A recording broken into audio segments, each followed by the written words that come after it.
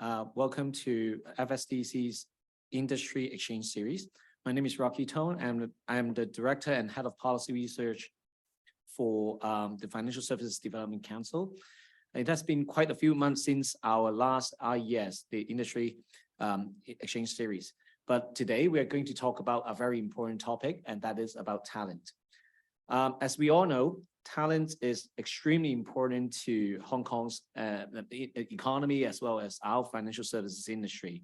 And today we have a panel of experts of their own. And I would like to highlight that it is not our intention to have an all-male panel. As a matter of fact, our working group for this paper is very diverse.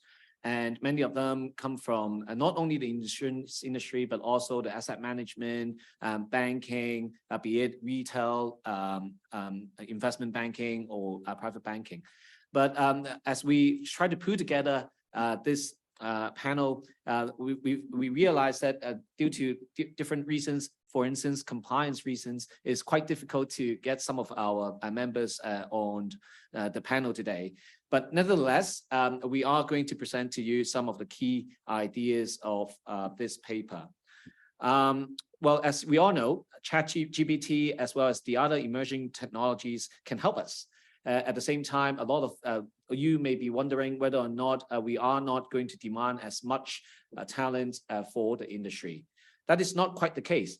After all, financial services is a people's business, and therefore we feel the need for us to nurture and also groom our talent for the next generations of financial services. And therefore, today we are going to present to you the ideas as well as some recommendations we are putting forward for the government and regulators as well as the other treasury institutions to consider. Now, I'm going to pass the floor to Eric, the leader of our working group, to present some ideas. And after that, we are going to have some exchanges with other panelists, after which we will welcome your Q&A via the Q&A box. So over to you, Eric. Thank you, Rocky. Good morning, everyone. So a bit of background here first. It's an ongoing effort to develop human capital in the financial services industry, as the Human Capital Committee agreed last year to conduct further research on the evolving talent landscape for Hong Kong to continue to enjoy a robust pool of talented professionals. And I'm very pleased here to go through the presentation deck for this report here with you in the next few minutes. So here's the summary. In brief, the observation here is that Hong Kong's FS has evolved over the past years to meet the changing external market demand, hence impacting the talent market. And moreover, the aging population, the rising employee mobility, and evolving career aspirations of the upcoming generation are shaping the new talent landscape.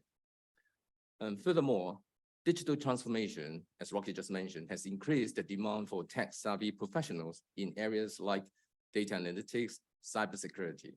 And accordingly, the availability and capacity of such talent are crucial.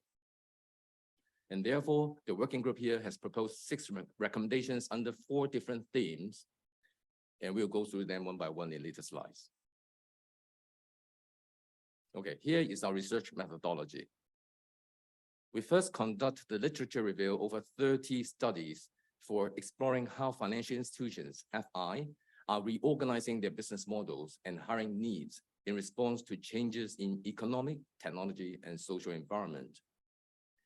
And next, a series of interviews and focus groups meetings are conducted with top and senior management of FIs, HR heads of FIs, recruiters and training providers, as well as academia. And the working group then engaged an independent consultant to survey more than 500 tertiary institution students and incumbent young industry practitioners of working experience under 3 years.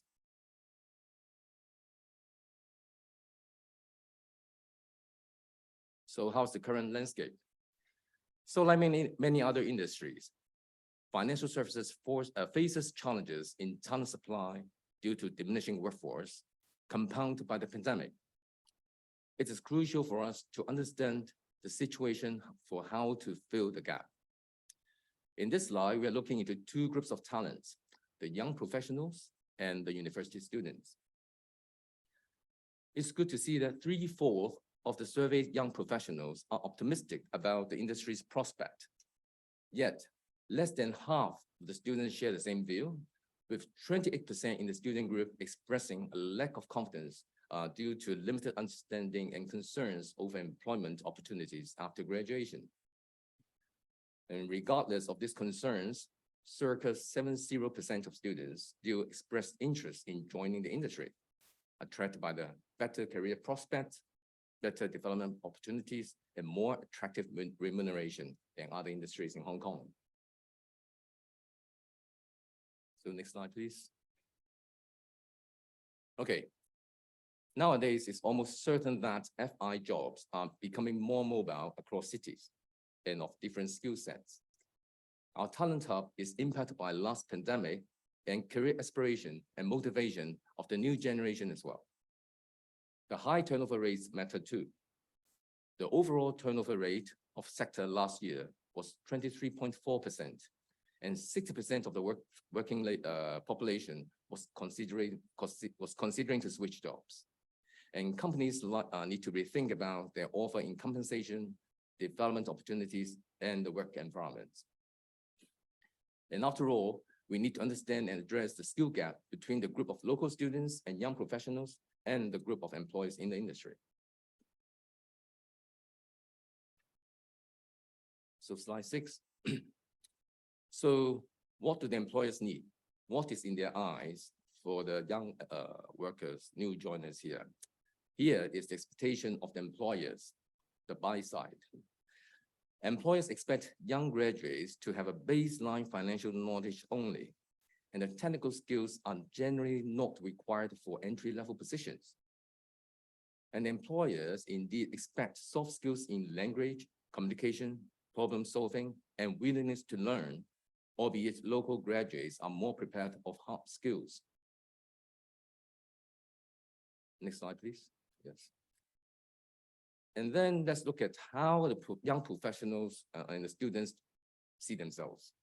Let's look at the sales side. 2/3 of them believe that they're ready because of their digital proficiency and the availability of earlier internship experience. However, the senior experienced professionals actually expect more soft skills for these new joiners. You can see the red bracket here. These are the skills preferred actually by the employers. And reversely, only a tiny fraction of young professionals and students think these skills are important. Clearly, there's a gap. Okay, so here comes the recommendations. We've got 6 recommendations here. The first one, we need to provide soft skills training for our young people. Such training could be made as an elective or regular subject at the university level or as a curriculum segment in secondary schools. And potentially, universities can also collaborate with industry partners to provide students with real-world experience and insights into the skills required. Recommendation 2, we need to foster the mindsets for growth among our young people. The government could consider setting aside a budget for a career tasting program, let's call it CTP here. A financial sector-focused CTP can be administered by a designated organization arranging company visits to FIs in Hong Kong and other GBA cities in a more structured and frequent manner. And it is also recommended to arrange activities under the citizenship and social development subject for secondary school students, which mandates mainland study tours during the senior secondary level.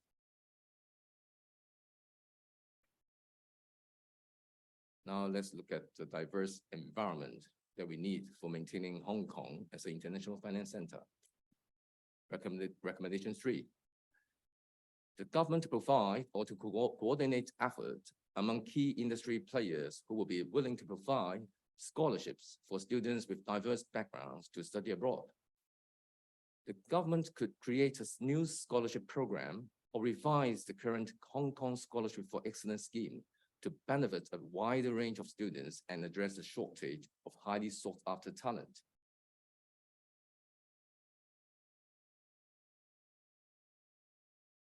The program shall seek an agreed commitment between the scholarship receivers and the givers and explore how to run a public-private partnership as well.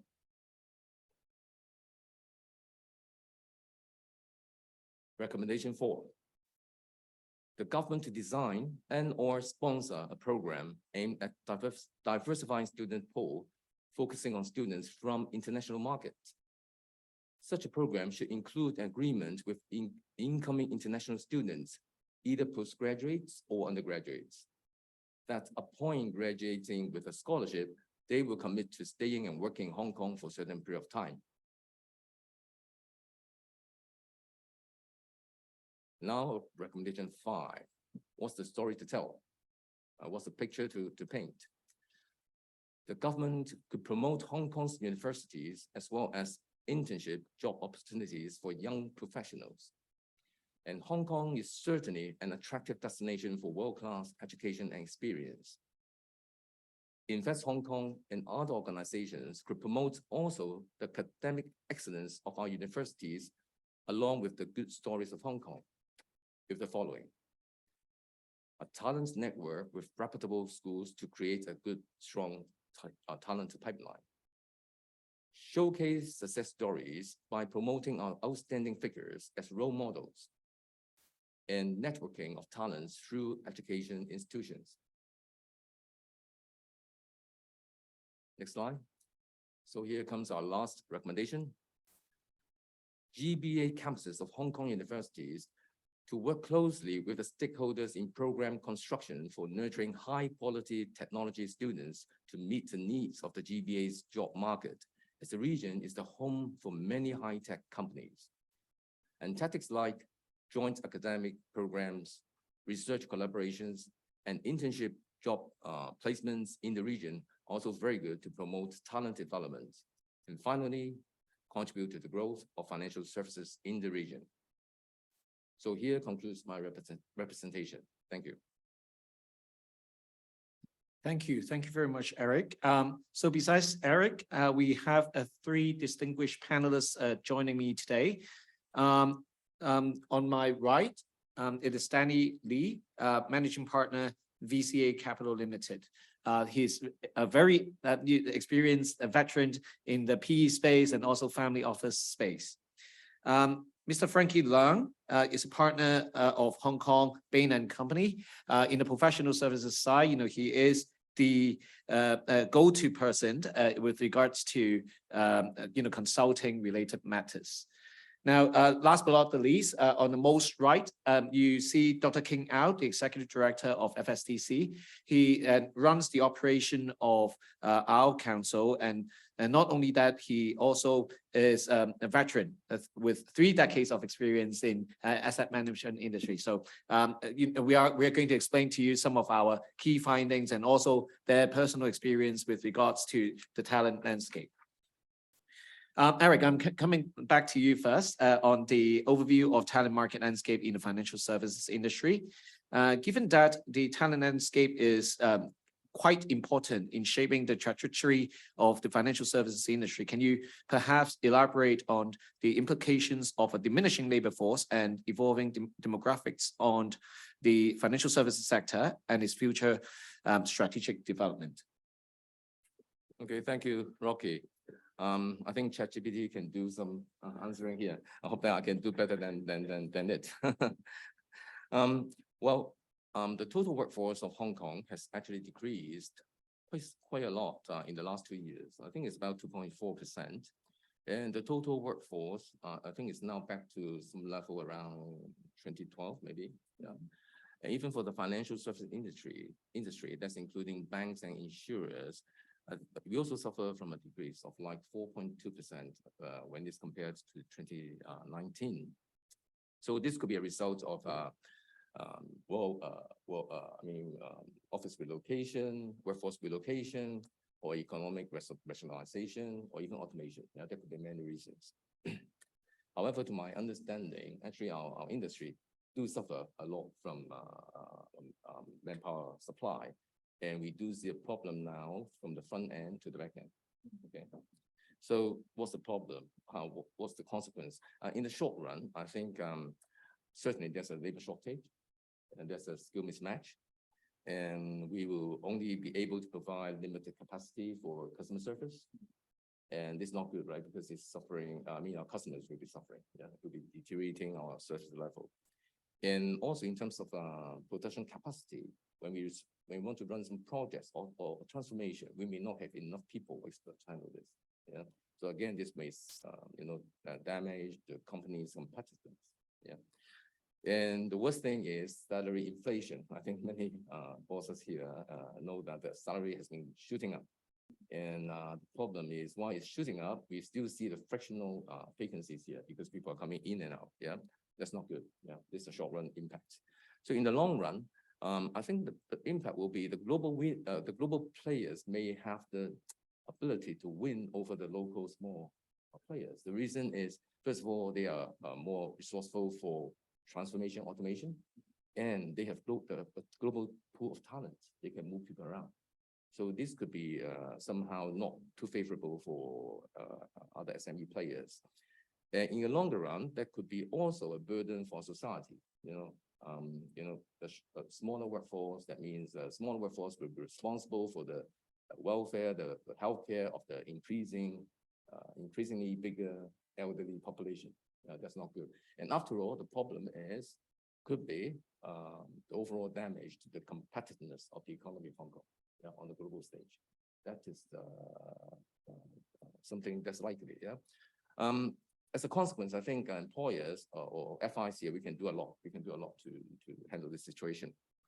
First of all, we could mobilize more talents around the globe to fill in the Hong Kong vacancies. And of course, there are many good policies just recommended by the task force here. And it's something that we can think of as well. And the government is also supporting with many policies, right, for importing talents. And I think we can also increase the reliance on the supply from overseas, not only hiring the people, but also outsourcing operations, outsourcing our technology developments so that we can be more agile when we manage our internal resources. And automation will accelerate. Definitely, we have to accelerate automation and enhance this digital and data capabilities so that we can be more efficient. And upskilling and reskilling, that's something we certainly have to do. For the workplace, I think the very important thing for employers here, for FIs here, we have to really rethink about how we retain our talents through a better employee engagement, how we measure the employee engagement. For example, in my company, we are using employees' net promoter score, another survey to understand how our employees feel.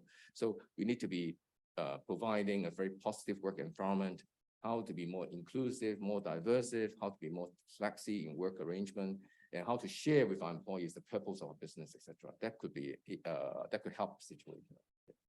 Fantastic. Thank you. Thank you so much, Eric. I think you have covered a range of issues and also problems as well as solutions. Danny, you are extremely versatile in terms of the industry exposure and also geographic exposure. Now I'm coming to you with regards to the topic of the global war for talent. How has the global war for talent really affected the financial services industry, and to what extent it has affected Hong Kong, well, our financial services industry? Perhaps more specifically, what strategic initiatives can be implemented to attract and retain top-tier talent, like yourself and like your colleagues, etc.? Thanks, Rocky. I think Eric already did a great job of covering a lot of ground on that. So perhaps I'll give a bit more specific examples. I think in terms of what impact on the financial industry, I think from what I see is that because of COVID, it made it difficult for financial professionals to travel, and that's actually very damaging for a place like Hong Kong, because traditionally guys like us travel more than half the time around the region. I mean, that's the benefit of Hong Kong. It's flexible. You can go everywhere. I think that really hurt a lot of people, and a lot of people, left because of this inability to travel. I hope this will reverse a bit. I think we're seeing some reversal of that because Hong Kong's opening up. And in terms of talent pool, I think, add to what Eric said, we definitely lost people. But from what I can see, we probably lost a bit more mid-level people than maybe junior people, because a lot of people who left thought about, families, immigration, things like that. So these are people who are typically older, have a young family. So I think that's also an impact that we saw.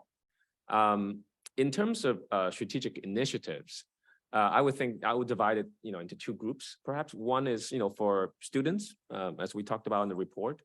I think for students, we can see that in the report, we pointed out very clearly that a lot of people don't understand the industry. They don't have the knowledge, they don't understand. So I think from our perspective, we need to do a little bit more marketing, if you will, PR, to educate kids from a young age about, financial literacy, understanding what's happening, what finance is. Actually, I think it's a good thing. I personally think that schools don't teach enough of that. We should do more of that so people have a better understanding of finance. It's actually beneficial to everyone, and helps the kids, understand our industry more. In terms of top talent, to be honest with you, I think top talents, it's hard to attract because top talents because they're smart, they pick it themselves, right? So if you look around the table, a lot of us, I'm sure in the audience as well, have overseas backgrounds. We choose to come back to Hong Kong. I came back to Hong Kong, 1997, and been here ever since. And I know plenty of people in our industry, in the finance industry, with similar backgrounds to myself. So I think, Hong Kong is a great place. It's one of the 3 top, international financial centers, and that's why we're all here. But from the top talent point of view, I think these days, top talent always wants to, not these days, but they always want to learn more. They always want to find out the next opportunity. So in terms of employers, I think, training, post-hiring, on the job is important because there's so many things that are changing. Working with AI, increasing compliance, there's new technology, there's new trends.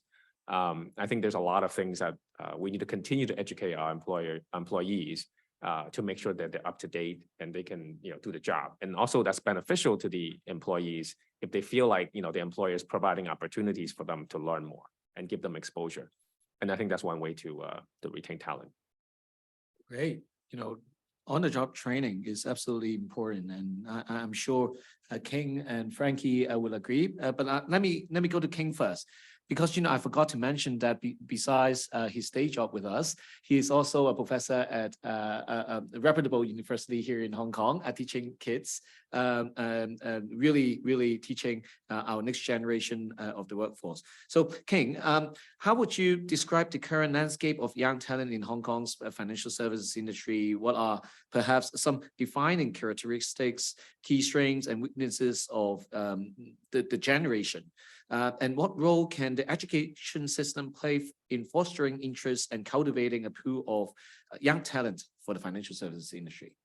Thank you, Rocky. Yeah, before I answer your questions, I want to thank Eric and all the working group members again for their valuable contribution to this really insightful report. So if we look at the current landscape of young talents in Hong Kong, I think the survey has highlighted a very interesting observation, which Eric and Danny have already mentioned. That is, for young professionals, actually around 75% of them think that good opportunities for them in the future. But among the students, less than 50% of them are optimistic about the industry.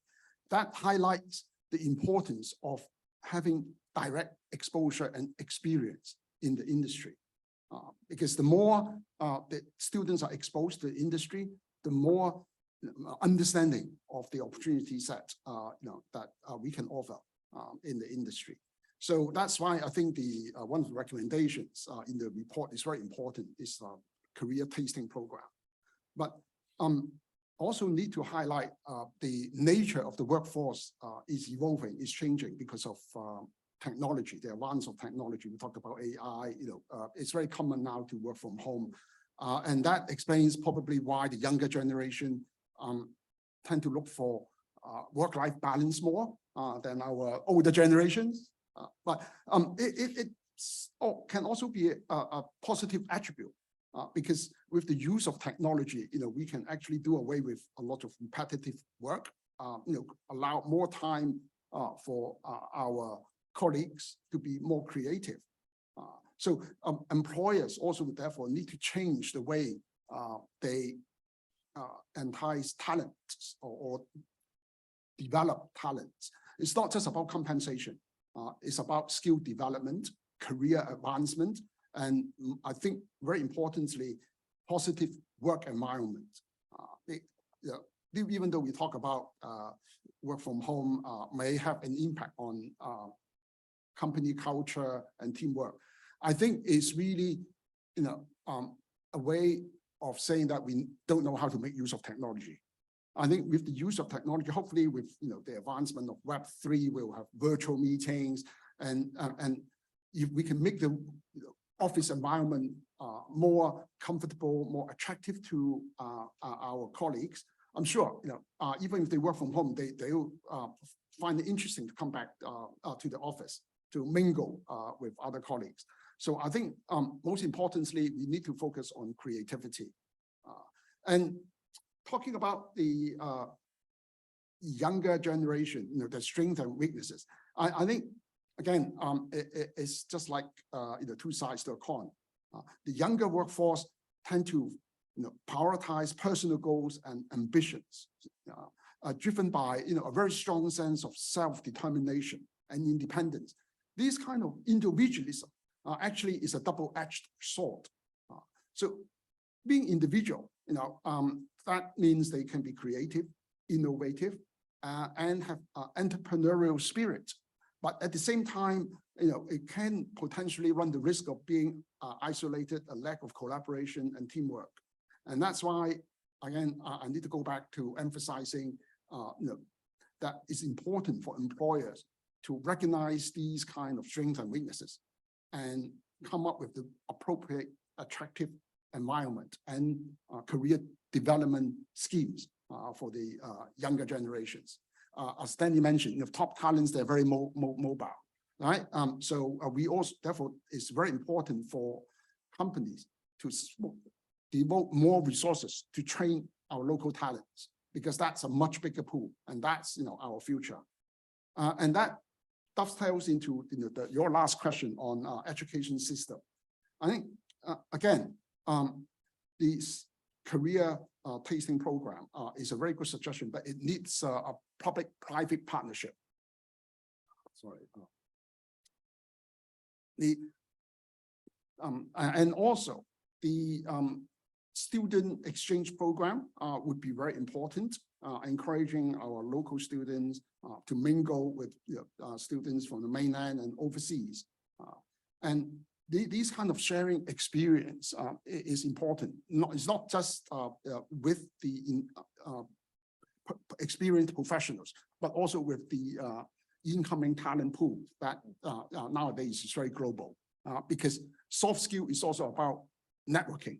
So with the industry being very global, if we can start helping the young generation to build a global network in the early stage of their career, it will be very important, I believe. Thank you. Thank you so much, King. I can't agree more. I think I have to attest to the very fact that King is really putting his thoughts into action. I work for him. And he does allow work-life balance for all of us working for the Financial Service Development Council. I just came back from a long vacation, and I'm not sure about the creativity part, but I'm sure about the work-life balance part. The last but not the least is about achieving personal goals. I ran my first marathon because King does allow us to train at times, outside of work, of course. Now, Frankie, I'm coming to you. I wish to highlight that you have to deal a lot with clients from the financial services industry, and with that, what do you and also what do your clients feel about the advancement of technology in shaping or reshaping the work practice And perhaps, some of the implications that you guys feel for the needs, implications of the advancement of technologies for the hiring needs and job criteria. And perhaps, can you highlight some of the new skills and competencies that are becoming more crucial for this demographic? Yeah, thank you, Rocky. It is a very important question. In fact, advancement of technology has tremendous implication on the new skills and competence required in financial services. I think we can examine the implication across 3 dimensions. First and foremost is there's a very rapidly growing demand of talents with tech-related skills, because technology is actually transforming the business model of many financial institutions. Technology is no longer like a support function and enabler. It's actually becoming a competitive advantage, a differentiator. And for many companies, it becomes the business itself. For example, like virtual bank, like fintech, and many subsectors of fintechs are growing rapidly, like insurtech, like regtech, like health tech, wealth tech. So there are lots of demands of talents with skill sets like in AI, in data analytics, in blockchain, in digital and automation. So these type of roles are rapidly expanding. And it's not just coming from the fintech or like the high-tech sector. It's also driven by the traditional financial institution, the large bank, large insurers. They are growing and expanding their digital capability. Like banks, they are actually more and more like operating like a virtual bank, like a fintech company. So they're expanding their capability in apps development. They're hiring more programmers. They are having the platform managers. So these are actually providing lots of job opportunities, not only for people with finance, accounting, and business background, but lots of the tech positions and skills requirements are growing rapidly. The second dimension, I believe the implication we have seen is not just for the tech-related jobs. It's actually across the board for finance professional, front and middle back office. Everyone need to possess a solid understanding of the new tech development, because it's a crucial ability to be productive in their role. We are not expecting everyone to be an expert, but you need to be able to understand what the recent technology, how to apply it, how to make your job productive. And in particular, for example, in marketing role is no longer the traditional marketing. It's a lot about digital marketing, how to leverage social media. So you need to have the capability of understanding data privacy, like cybersecurity. These are very important roles. It's not just about the tech team, but basically everyone in the financial sector. And the third dimension is probably more important as well, is as the technology is taking away the routine jobs, the repetitive jobs. So soft skills become more and more important. So soft skills, including ability to use the data, ability to be creative, as King mentioned, come up with the solution, how to leverage the information overflow. Now we can come up, make sense of what we have seen in the data pattern. And it's also about the adaptability. I've seen a lot of financial institutions, they are rapidly changing. Like the way of working today is different from the way of working yesterday. There are new technology coming in. So the ability to be agile, to be able to be adaptable to new skills and technology and have an open mind is very critical. And the final skills I would like to highlight is really about the communication, the interpersonal skills, the language skill set are probably even more important, because we know a lot of financial institutions, they are running the agile way of working. They are forming Scrum team. They are having a very rapid, weekly sprint, bi-weekly sprints on different projects. So young talent join a firm, they're no longer working within their functional area or own department. They have to partner with people across different functions, different seniorities. So whoever able to work effectively as a team will be more productive going forward. And also there will be language skills, English and then Mandarin, cross-border collaboration is getting more and more important in the financial sector. So I think these are probably the key elements of like impacted by the technology going forward. Fantastic. Thank you. Thank you so much, Frankie. I think your point on how everyone needs to understand and be able to apply such technologies in the jobs is extremely important, and how you highlighted communication being a much needed quality. That is, for all of us to not only communicate with our counterparts within the company, but also external parties is extremely useful. I think this has been highlighted also in our report, and hopefully the recipients or the audience, the readers will be able to bring it forward and communicate it with the key stakeholders. Now, Eric, I'm coming to you because I understand that you, from your job, from your other pro bono capacities, you actually communicate with a lot of young people. And now I wish to ask you if you can share some of the preferences or evolving preferences, perhaps, of the young talent regarding roles that they are really looking for. And for them, in order to achieve the goals of getting such jobs or roles, how and what kind of qualities that you guys as employers are looking for? Yeah, thank you, Rocky.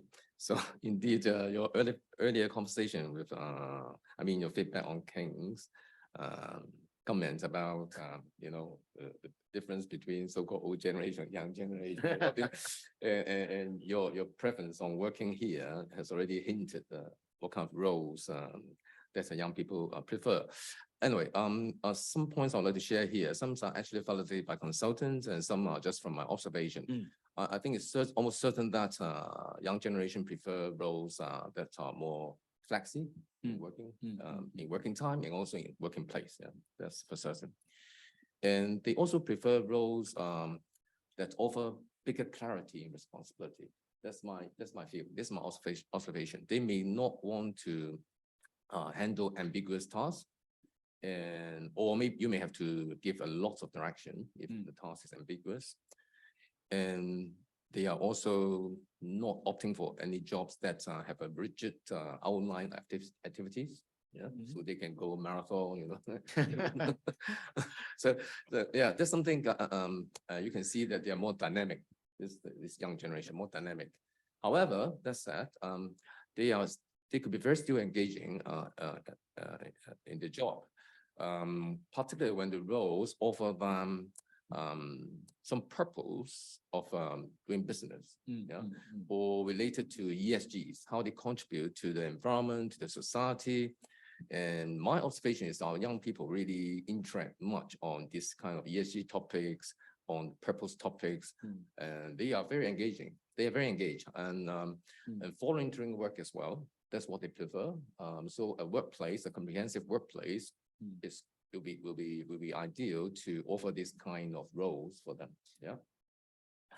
So when you talk about what kind of roles are in demand now, so for certain digital and data work, how we do the research, how we do the pricing, the products optimization, how to do UI, UX, cloud computing, these are all in need. Yeah, that's for certain again. And in my view, I think we also need roles or talents that can manage the fintech ecosystem, because there are many things evolving, right? Many tech evolving. There are many new providers, new services, new startup. So we may not want to, from time to time, create everything by ourselves. So we will work with other providers, stakeholders, and this so-called ecosystem or stakeholders management is very important. And also the RegTech is emerging, and particularly for our industry, the AML, the data protection thing, I think we need somebody very good at this. And also, I just mentioned ESG, so the disclosure requirement is coming, how ESG experts will be employed by us to do the disclosure reporting, and in particular, to do the transition engineering for ourselves and for our clients. That's all in need. These kind of roles are all in need. And just an example for us, for my company, when we hire people, the young people, normally we now will require they have certain AI knowledge or data knowledge. Yeah. So this is prerequisite. So I think that young people can really think about this, how to equip themselves with this kind of skills, so that they can be easily taken in. When you talk about what skills and qualities, I think our research paper has already shown very clearly soft skills are very much in demand. It's not about the hard skills. For new joiners, it's all talking about just Frankie also mentioned how we do communication, interpersonal skill, etc. But for me, I would like to add on 2 more qualities. That's a good EQ. Yeah. How we handle our emotion in different situations, because nowadays in Hong Kong particularly, you can see that this kind of emotion quotient is very important because we are under lots of pressure, lots of activities, and we need to handle this very well. And the other point is about integrity, particularly for our industry. Integrity is something important. There's something that should be intrinsic value in this young generation so that they can fit into this job very well. Yeah.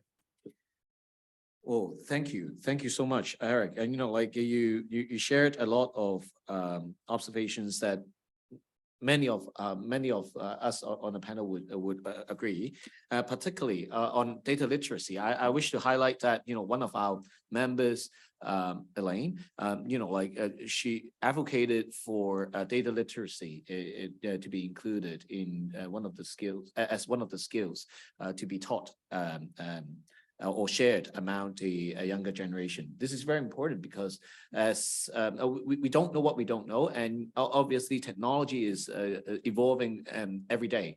But data is really what contributes to a lot of such technology, and I think this is something that we ought to understand better.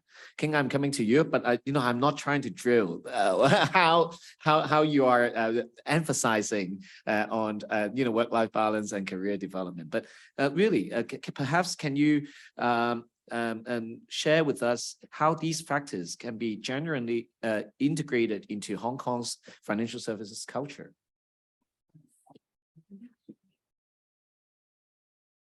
I think this question is not just for the financial services industry. Actually, I think it's really to a lot of our daily life. So how does technology affect the way we live and operate? And that also brings out the importance of striking the right balance for work-life adjustment. So if you look at career development nowadays is very different. Again, from when I first joined the industry, it was really like an apprenticeship approach, right? It really sometimes depends on luck, who your supervisor was. But nowadays with ChatGPT, with internet, probably our junior staff knows a lot more than we do.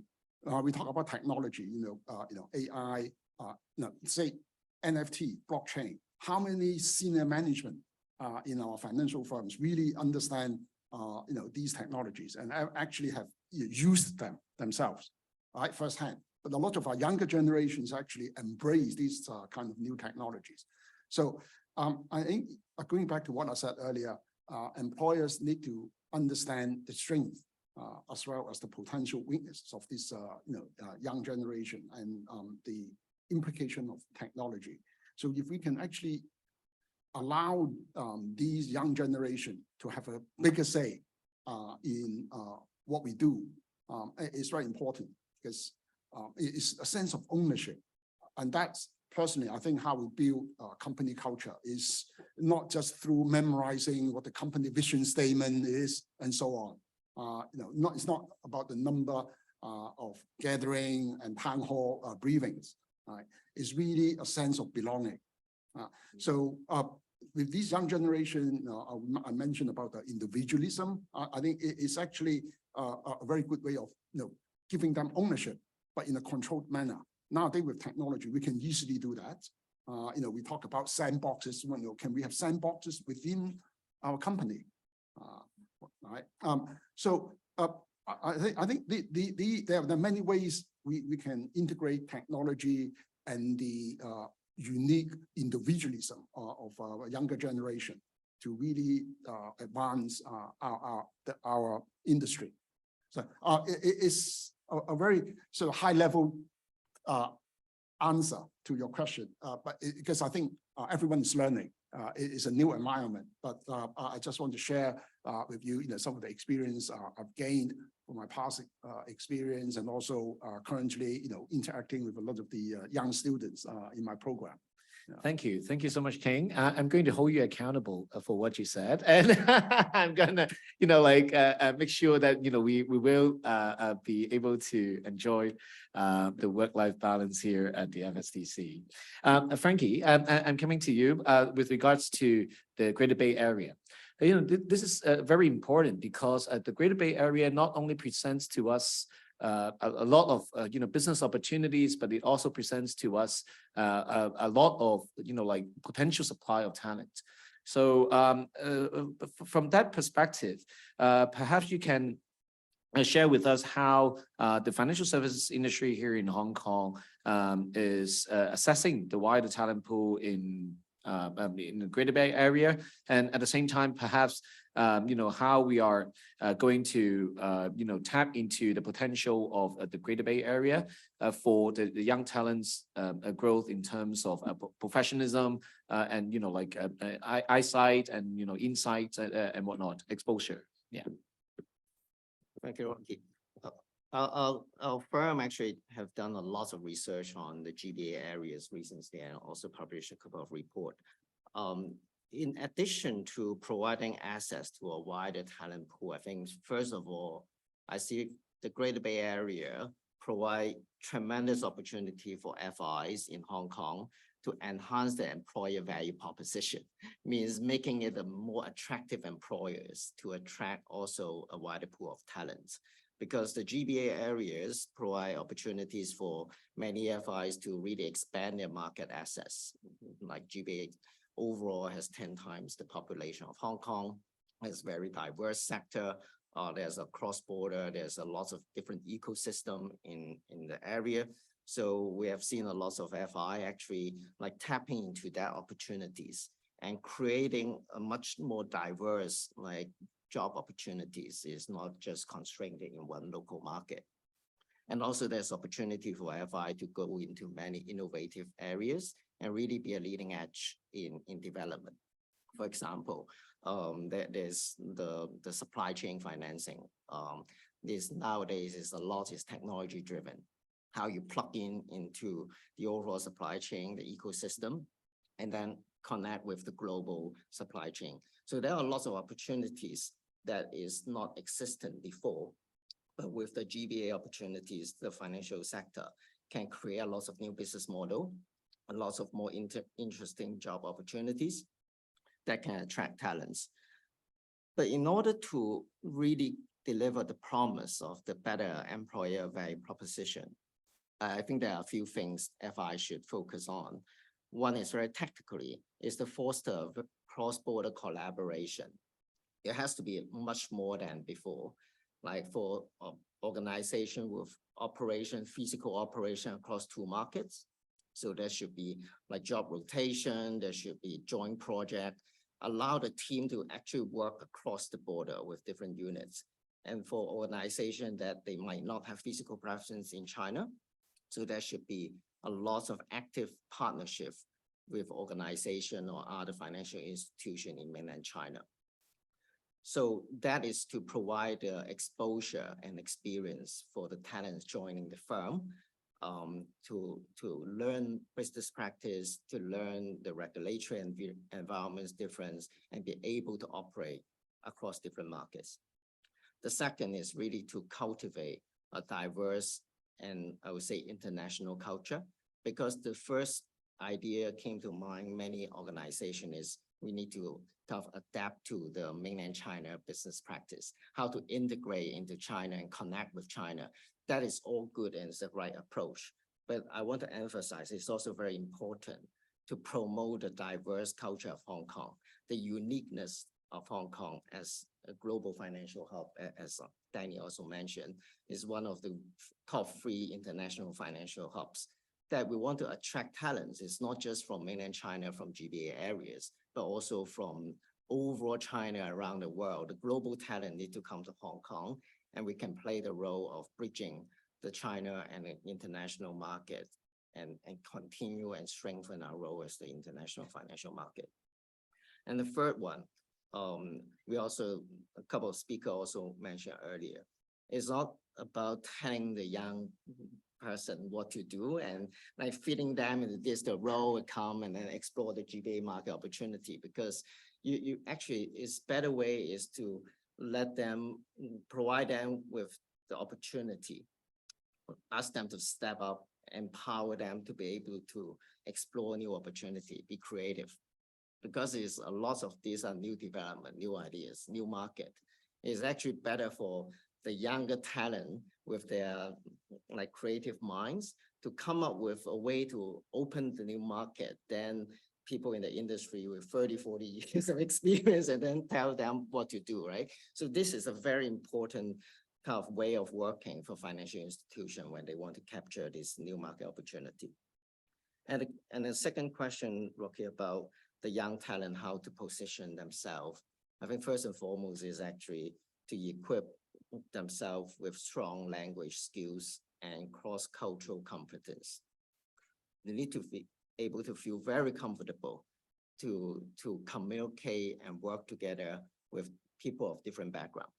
So Cantonese, Mandarin, English proficiency is a must, but also need to understand how people think, how they operate, make friends with people from different backgrounds, like from China, from international locations.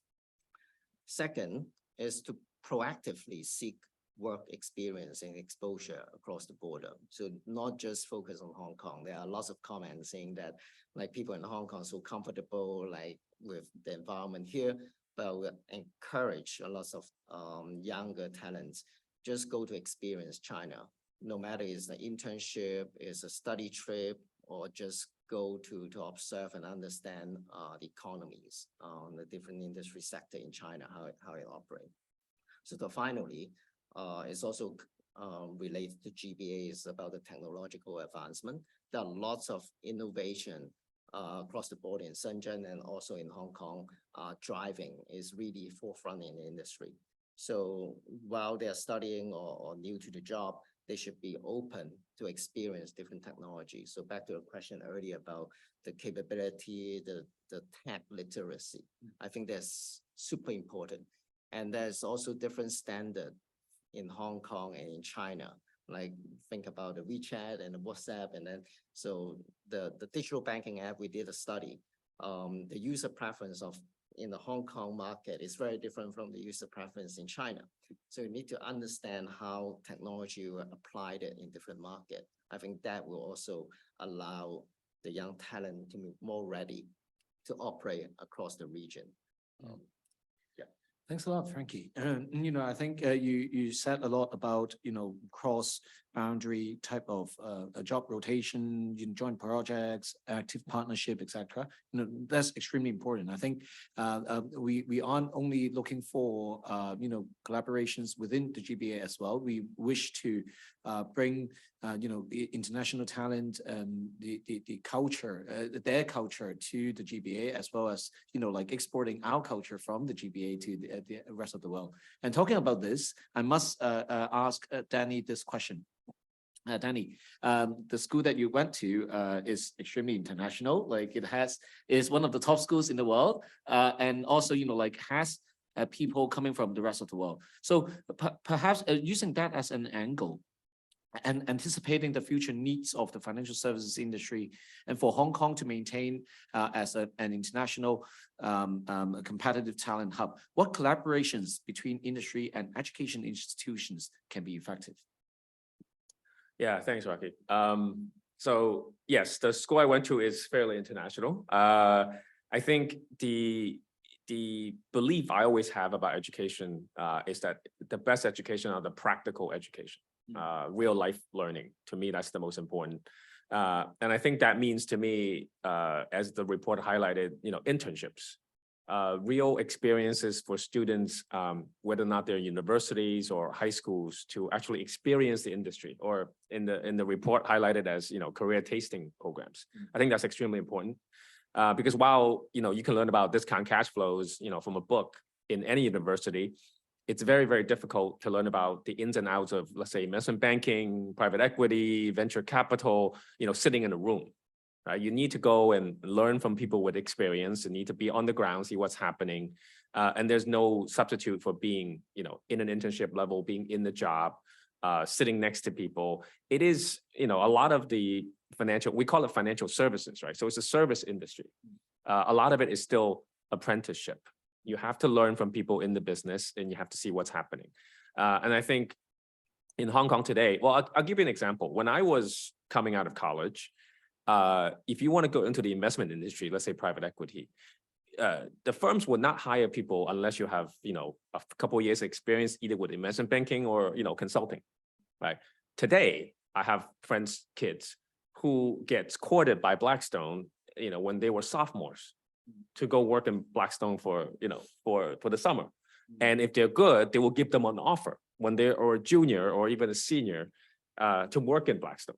Okay, so this is the war talent that we're talking about, and this is a top global firm, right? So it's very, very intense. And I think, our education system needs to catch up to that as well. One more point I'd like to add is that, we tend to focus a lot on universities. But in Hong Kong, less than half the students that graduate high school, way less than half, go to universities because the spots are not available. But what do we do with these people? A lot of them are actually quite talented. We need to find a solution. And so one of the NGOs that I'm chairing called C Foundation is trying to address this issue. There's a lot of talent out there, but they're not really taught or given the opportunity to also learn about the industry.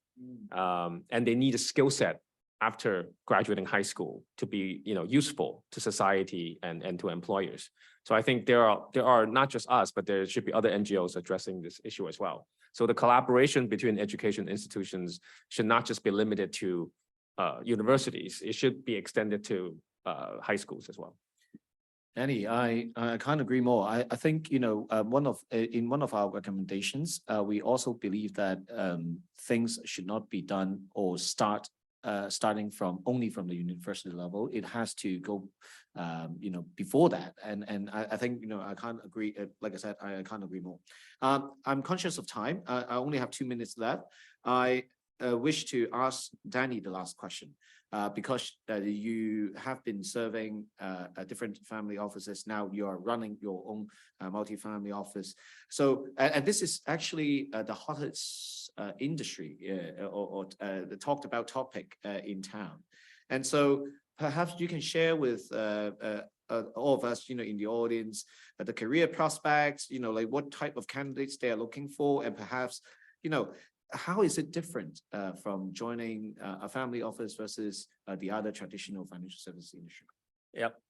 No, you're absolutely right. I think if there are a few industries that are still hiring people, this is one of them for sure. I think in terms of what you need and qualities, there are different people that you need in a family office.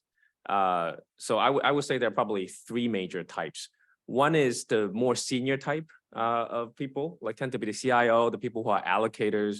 And these would, you require a global vision. You require knowledge of various markets, public markets, private markets. So these are people, tend to be, guys probably in their late 40s, 50s, who have a lot of experiences. They would be targeted by family offices to, to run, to lead the allocation, et cetera. And then you have kind of the slightly more junior people, right, running them. People still would like to have some experience, like I said, because the training within the family office, because the size is smaller, it's not as robust. Or they cannot afford to be as robust.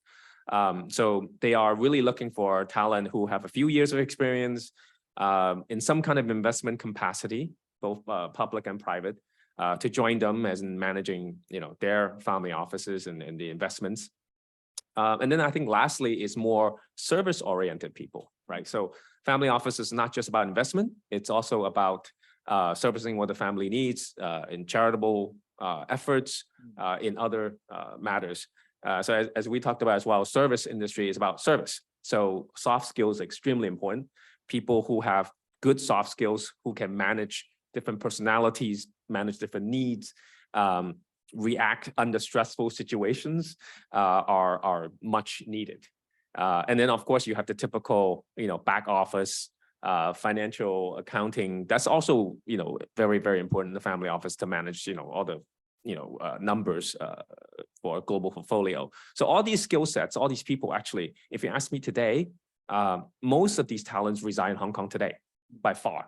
And we should take advantage of that. And I think that's why I believe Hong Kong still, I said it many times before in various panels that in terms of talent pool for family office, this is still the best place to be in Asia for sure, maybe even globally. So, that I think it's important in terms of how is it different? I would say I've been in private equity for a long, long time.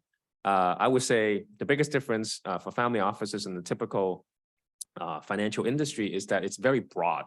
It's very flexible. So it also requires people with flexible thinking, creativity, because there is no fixed way to do things.